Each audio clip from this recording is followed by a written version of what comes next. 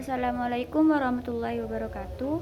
Perkenalkan, nama saya Hairani Hoirunisa dari kelompok 5. Di sini saya akan menjelaskan tentang kritisisme dan ciri-cirinya. Baik, di sini saya akan menjelaskan pengertian kritisisme. Kritisisme berasal dari kata kritika atau memeriksa dengan teliti, menguji, membeda-bedakan, dan akhiran isme atau paham. Dengan begitu, kritisisme dapat dipahami sebagai aliran filsafat yang menempatkan kritik terhadap kemampuan berpikir sebagai langkah awal. Sebelum mengklaim sesuatu sebagai pengetahuan, kita harus terlebih dahulu menyelidiki sejauh mana akal mampu mengetahui. Jadi, kritisisme bukan sekedar menolak atau menerima, melainkan meneliti batas dan kapasitas rasio itu sendiri. Immanuel Kant muncul sebagai pelopor yang merumuskan kritik tersebut.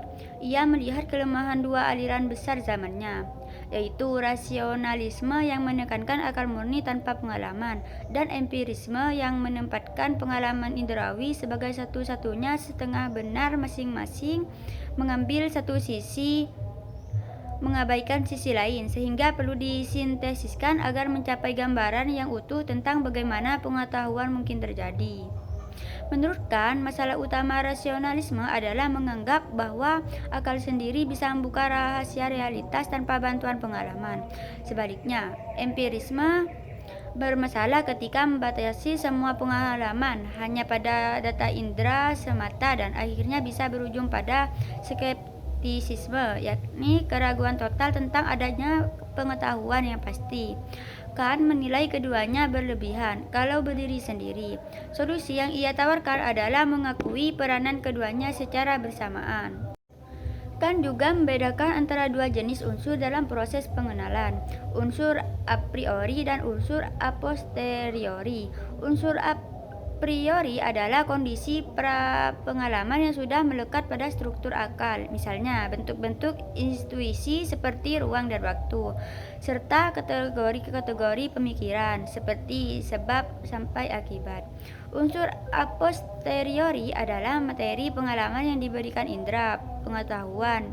Menurut Kant, lahir ketika struktur a priori itu mengolah materi a posteriori sehingga pengalaman menjadi teratur dan dapat dipahami. Yang kedua, ciri-ciri kritisisme. Immanuel Kant menyebut 3 hal mengenai ciri-ciri kritisisme. Yang pertama, objek pengetahuan berpusat pada subjek, bukan pada objek. Kant menjelaskan bahwa pengetahuan manusia tidak sepenuhnya ditentukan oleh objek yang dilihat, tetapi oleh bagaimana subjek atau manusia membentuk dan mengolah informasi tersebut. Artinya, pikiran manusia memiliki struktur tertentu yang memengaruhi cara kita memahami dunia. Dengan kata lain, kita tidak pernah mengetahui benda sebagaimana adanya. Kita hanya mengetahui bagaimana benda itu tampak bagi kita setelah diproses oleh pikiran. Kritisisme Kant menolak pandangan realisme yang menyatakan bahwa pengetahuan sepenuhnya ditentukan oleh objek.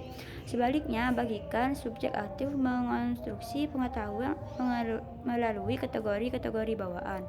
Karena itu, pengetahuan adalah hasil interaksi antara objek yang ditangkap oleh indera dan struktur mental subjek yang mengolahnya.